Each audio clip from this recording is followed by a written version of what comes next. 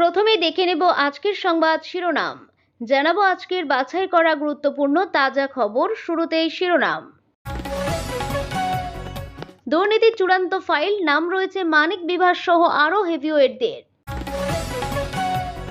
ভারত পাক সীমান্তে রহস্যময় ড্রোন, সতর্ক সেনা, চলছে চিরুনি তল্লাশি।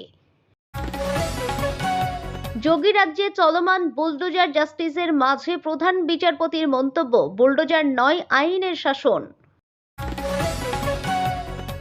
পদ্ম শিবিরে নতুন পুরনো বিবাদ মেটাতে তড়িঘড়ি নির্দেশ। বিজয়া দশমীতেও কি বৃষ্টিতে ভিজবে কলকাতা? হাওয়া অফিসে নতুন পূর্বাভাস চমক। আসছি বিস্তারিত খবরে। দুর্নীতির চূড়ান্ত ফাইল, নাম রয়েছে মানিক বিভাস সহ আরও হেভিওয়েটদের। পুজো মিটতেই প্রাথমিক শিক্ষক নিয়োগ দুর্নীতি মামলায় সিবিআই ব্যাংশাল আদালতে চূড়ান্ত চার্জশিট জমা দিল। এই চার্জশিটে তৃণমূল বিধায়ক মানিক ভট্টাচার্য, বীরভূমের নেতা বিভাস অধিকারী এবং তৎকালীন প্রাথমিক শিক্ষা পর্ষদের সেক্রেটারি রত্না চক্রবর্তী বাগচির নাম রয়েছে। বহু চর্চিত এই মামলায় অভিযুক্তদের ভাগ্য নির্ধারণে একটি গুরুত্বপূর্ণ পদক্ষেপ। ভারত পাক সীমান্তে রহস্যময় ড্রোন, সতর্ক সেনা, চলছে চিরুনি তল্লাশি। জম্মু এবং কাশ্মীরের সাম্বা সেক্টরে ভারত পাকিস্তান সীমান্তে রহস্যময় পাক ড্রোন নজরে আসতেই চরম সতর্কতা সেনাবাহিনীতে। শুধু তাই নয়, ড্রোনের খোঁজে একযোগে তল্লাশি শুরু করেছে সেনা এবং জম্মু কাশ্মীর পুলিশ। নিরাপত্তা আধিকারিকরা জানিয়েছেন, শুক্রবার গভীর রাতে রামগড় সেক্টরের নাঙ্গা গ্রামে পাকিস্তানি দিক থেকে ড্রোনের মতো একটি বস্তুকে উড়তে দেখা যায়। প্রথমে স্থানীয় মানুষজনের নজরে তা আসে, খবর যায় নিরাপত্তা বাহিনীর কাছেও। ঘটনাকে কেন্দ্র করে সীমান্ত এলাকায় আতঙ্ক ছড়িয়ে পড়ে। ড্রোনের খোঁজে গোটা এলাকা ঘিরে ফেলা হয়, শুরু হয় তল্লাশি। পুলিশ সূত্রে জানা গিয়েছে, ঘটনার পরে গ্রামবাসীদের সতর্ক করা হয়েছে। শুধু তাই নয়, ভারত পাক সীমান্ত সংলগ্ন গ্রামগুলিতেও বাহিনীর তরফে সতর্ক করা হয়েছে। বিভিন্ন সময়ে ড্রোনের সাহায্যে সীমান্ত এলাকায় অস্ত্র কিংবা মাদক পাচার করা হয়ে থাকে, এক্ষেত্রেও তাই করা হয়েছে।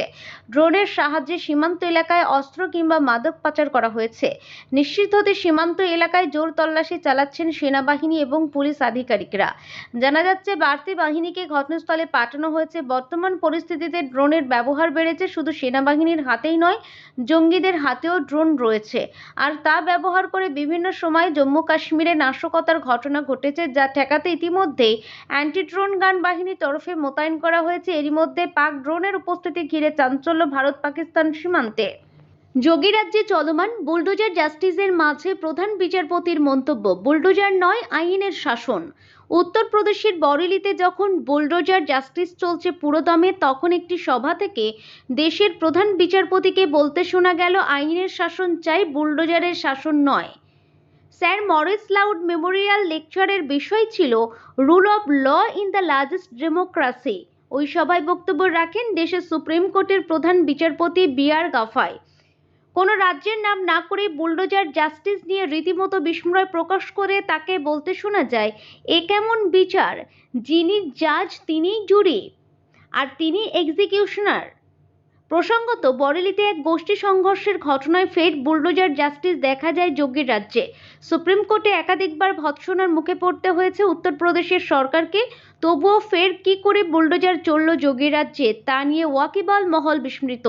তবে পর্যবেক্ষকদের কেউ কেউ মনে করিয়ে দিচ্ছেন, 2017 সালে ক্ষমতায় আসার পর গৌরিক বসন পরিধানকারী যোগী শুধু বুলডোজার জাস্টিস প্রবর্তন করেননি, সেই সঙ্গে অহিংসার ধারপাশ দিয়ে না হেঁটে পুলিশকে বার্তা দিয়েছেন, ঠোক দো। যোগীর রাজ্যে পরপর এনকাউন্টারের ঘটনায় উদ্বেগ প্রকাশ করেছে দেশের শীর্ষ আদালতও।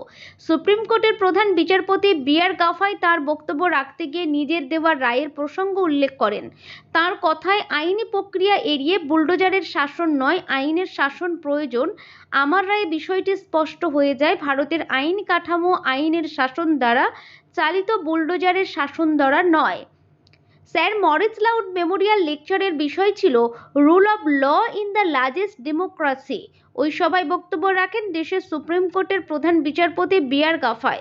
কোনো রাজ্যের নাম না করে বুলডোজার জাস্টিস নিয়ে রীতিমতো বিস্ময় প্রকাশ করে তাকে বলতে শোনা যায়, এ কেমন বিচার? ফের দুর্যোগ না স্বস্তি? লক্ষ্মী পুজোর আগে রাজ্যের আবহাওয়া কেমন থাকবে? সোমবার রাজ্য জুড়ে পুজো মণ্ডপগুলিতে এবং গৃহস্থ বাড়িতে হতে চলেছে কোজাগরী লক্ষ্মী পুজো। তার আগে আবহাওয়ার পূর্বাভাসের দিকে রাজ্যবাসীর চোখ কান রয়েছে। কিছুটা ভালো খবর দিচ্ছে আলিপুর আবহাওয়া দপ্তর। বিশেষ করে দক্ষিণবঙ্গের কয়েকটি জেলায় আবহাওয়ার উন্নতি হতে পারে। তবে উপকূলবর্তী জেলাগুলিতে এবং উত্তরবঙ্গের কয়েকটি জেলায় দুর্যোগপূর্ণ আবহাওয়ার পূর্বাভাস দেওয়া হয়েছে। ফলে সামগ্রিকভাবে রাজ্যের আবহাওয়া নিয়ে স্বস্তিতে থাকা যাচ্ছে না। আবহাওয়ার পূর্বাভাসে বলা হয়েছে শনিবার থেকে কলকাতা ও পার্শ্ববর্তী জেলাগুলিতে বৃষ্টির পরিমাণ কমছে, তবে বজ্রবিদ্যুৎ সহ দু এক পশলা বৃষ্টি হতে পারে। রবিবার আংশিক মেঘলা আকাশ থাকতে পারে। সন্ধ্যার মধ্যে দু এক পশলা বজ্রবিদ্যুৎ সহ বৃষ্টি হতে পারে, তবে একটানা ভারী বৃষ্টির পূর্বাভাস নেই। আলিপুর আবহাওয়া দপ্তরের পক্ষ থেকে আরও জানানো হয়েছে, নিম্নচাপ ওড়িশা থেকে সরে ঝাড়খণ্ড হয়ে বিহারের দিকে এগোচ্ছে। এই কারণে মৎস্যজীবীদের সমুদ্রে যেতে নিষেধ করা হয়েছে। মুর্শিদাবাদ জেলায় ভারী বৃষ্টি হতে পারে। অন্য জেলাগুলিতে, বাকি জেলাগুলিতে বজ্রবিদ্যুৎ সহ কয়েক পশলা বৃষ্টির সঙ্গে 30 থেকে 40 কিলোমিটার গতিবেগে দমকা ঝোড়ো বাতাস বইতে পারে।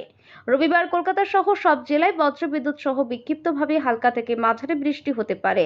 দুপুর থেকে সন্ধ্যার মধ্যে বৃষ্টির সম্ভাবনা বেশি। সোমবার ও মঙ্গলবার কয়েকটি জেলায় বিক্ষিপ্তভাবে বজ্রবিদ্যুৎ সহ হালকা থেকে মাঝারি বৃষ্টি হতে পারে। মঙ্গলবার উত্তর ও দক্ষিণ 24 পরগনা এবং পূর্ব পশ্চিম মেদিনীপুর জেলায় বৃষ্টির সম্ভাবনা বেশি। বুধবার ও বৃহস্পতিবার কয়েকটি জেলায় বজ্রবিদ্যুৎ সহ বৃষ্টির পূর্বাভাস।